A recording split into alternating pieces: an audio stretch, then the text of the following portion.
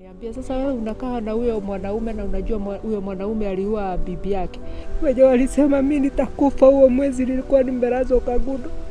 Love is blind, they said. But how can one fall in love with a serial killer and hear multiple warnings from friends that the husband killed the second wife but still have the guts to remain loving him? However, that came to an end when the man assaulted her and she realized that if she stays, she'll only have to go back home in a coffin and ran for her life. We are in Kenya. We take a long journey to meet Ruth, who shares with us her painful life story that shocked everyone. Kwa majina naitwa Ruth Nyokabi Njorona, natoka Katundu. Ruth Nyokabi Njorona was born and raised in Katundu. As any other young child, she went to school and proceeded to Kabete Institute, where she graduated. And after graduating, she came to Mombasa, hoping for a better life. When Nyokabi left Katundu for Mombasa, she was not looking for love. She was just a fresh graduate from Lower Kabete University, ready to find a great job and conquer the world. However, she met a man and fell in love. But little did she know, he was about to turn her entire life upside down. I met a man, but I never knew that he was a murderer. But whenever I could go fetching water down the well, neighbors always told me that he killed his second wife and he's a dangerous man. But that never stopped me from loving him, as I thought that maybe that happened accidentally. I never cared about that. Wananiambia sasa wewe unakaa na huyo mwanaume na unajua huyo mwanaume aliua bibi yake. Mimi nikawaambia pengine mimi ni bahati nzuri hata niua. We lived together and I produced my firstborn Mwamini, followed by my secondborn Mwanaisha. And later, life turned upside down. The man started harassing me, abusing me daily. My daily dose was getting beaten. He would once get an axe and say, "I'll kill you." And the next day, he would throw me in some waters. And finally, he took hot charcoal and burned me. She was burned on the belly and had serious wounds with scars all over her whole body, and then called a friend named Shiroho. Explained a horrendous life she has been through, and the advice was to leave the husband and come here. So she came here but was so ill that she had to spend a whole month at the hospital. Due to being HIV positive, I was already sick, and upon arriving here, I went to the hospital for treatment. I was in a critical condition that I looked dead, and some other people even thought I would not make it.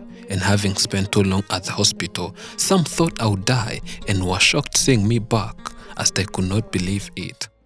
Kwa majina naitwa Mary Modhoni, mimi ni jirani ya Ruth Nyokabi. Mary is a neighbor to Ruth, and she's the one who welcomed her after she escaped her husband who constantly abused her. Alipotoka huko kwa bwanake, alikuwa amechomwa na bwanake kwa tumbo. Kakuja hapa kaka. The husband could beat her and had burned her on the belly. She came to me and we started living together. But due to being mistreated by the husband, she was falling sick easily and visiting the hospital more often. And during her time at the hospital, I could remain here taking care of her children. Hakuna mtu alikuwa anawashughulikia hapo. Sasa mimi kama mama mzazi ndio nikashikwa na hiyo huruma. Nikaona nichukue watoto, nikawaleta hapa kwangu. After Ruth was hospitalized, she felt empathy for her children. And as someone who also has children, she decided to look after them despite the fact that she never had a job. That was a difficult period of a month the mother spent at the hospital. However, life even became more difficult when the mother returned home. When alikuja, sasa mimi mzigo ingine nikaongezea mzigo, nikaendelea kukaa na yeye kumwangalia. After returning home, she had no job and was still weak. And I was the one assigned to taking care of her, cooking porridge for her, preparing food, and I'm still helping even up to this present day. But at least she's recovering and will get better soon. The mother who went through a lot is grateful that she's here alive. But but now facing difficulties in raising her children as she has no own house and affording rent is another big issue, plus having no job, making it so complicated. Nateseka sana. I'm so worried that I've lost hope, and whenever I walk, I always think that I will die on my way. But on the other hand, I don't want to die and ask God to at least take me and my kids away so that we will not suffer this much. At some point, I could see my life coming to an end, failing to raise my children, but grateful that God has kept strengthening me and restoring my hope. I'm just requesting for support, for I fail to even get transport so as to go to the hospital, as I need to get daily medicine for myself and my daughter. Next, if I got a house, that would be vital, and I need to see my children having a good life. This woman prays, asking God to change her life forever, so that those who said she died during her time at the hospital and had started celebrating, she wishes they'd be put to shame, as some of those took it too far and wanted to send her children to an orphanage, thinking that the mother would never return. Back to her life with the husband, she says the man was a drunkard and always accused her of drinking, which she never did. But due to the husband's stress, she started learning drinking. She recalls the day the husband burned him with hot charcoal and calls it absolute madness. That day, I had cooked food, and he said he never wanted that kind of food, and I said there's no more money, and that's all we had. But he kept shouting that he didn't want the kind of food I had prepared.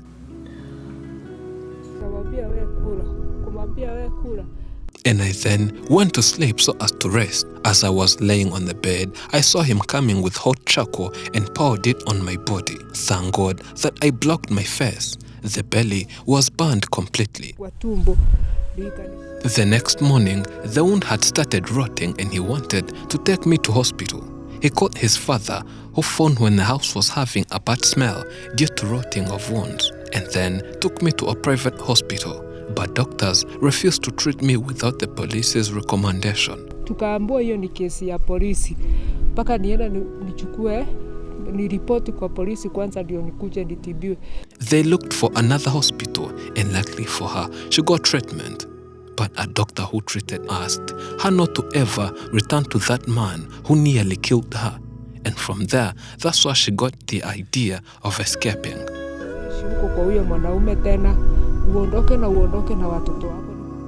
What I did with kids is that I deceived him, and we told him that we were looking after our goats. Then took a sack, put in a cloth, and called my friend Shiro, who sent me money, and we took a vehicle that brought us to her house, and that's how we escaped. This mother blames herself for what happened, for having been warned, but she gave it a deaf ear and instantly regretted it. Sikujua kama ni muuaji, lakini huko majirani walikuwa wananiambia aliua bibi yake ya pili. To be honest, I knew that he killed his second wife before we had kids, as they told me this when we had gone to the well fetching water.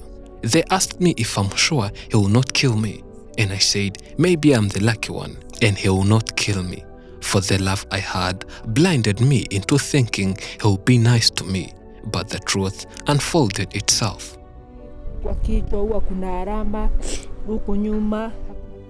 What happened to her was too much that having a self-acceptance took time, and that's what has pushed her to keep fighting despite life getting worse daily. But she's now keen on raising her children and ready to do whatever it takes. Mnisaidie na msaidie watoto wangu waweze kuishi vizuri, tukipata pahali pa kuishi na wasome na nipate biashara. She's also requesting people to support her. She needs daily medicine, food, and other basic needs. When given capital, she can start a small business that would help in sustaining the family. You can contribute on the Giving Lives link found in description and pinned in top comments.